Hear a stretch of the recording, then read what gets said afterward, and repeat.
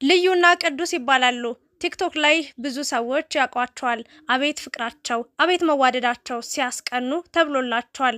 በርካታ ሚዲያ ላይም ስለ ፍቅራቸው እና አብረው ስላሳለፉት ህይወት ለብዙዎቹ አጋርተዋል። በቅርቡም አንድ ልጅ ወልደዋል።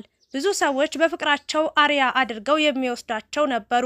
አሁን ግን ተጣልተው መለያየታቸው እርግጥ ሆኗል። በእያንዳንዱ ምኞትና ሳቅ ውስጥ ትልቅ ህመምም እንዳለ እንግዲህ ብዙ ሰዎች እየተረዱ ይገኛሉ። ይህንን በማየትም አንዳንዶቹ የነሱ ትዳር ከፈረሰ፣ የነሱ ፍቅር ካበቃ፣ የነሱ ፍቅር እዚህ ደረጃ ላይ ከደረሰ ምን ያደርግልናል? ትዳር ፍቅር ያስጠላል፣ ፍቅር ያስፈራል፣ ትዳር ያስፈራል በማለት ብዙዎቹ እንግዲህ ሀሳብ አስተያየታቸውን እያቀረቡ በፍርሃትና በሀዘን ውስጥ ይገኛሉ። ልዩና ቅዱስ ምን አጋጥሟቸው ይሆን? ምን አይነት ችግርስ ቢደርስባቸው ነው መፍታት አቅቷቸው መለያየትን ምርጫ ያደረጉት? እጅግ በጣም ያሳዝናል።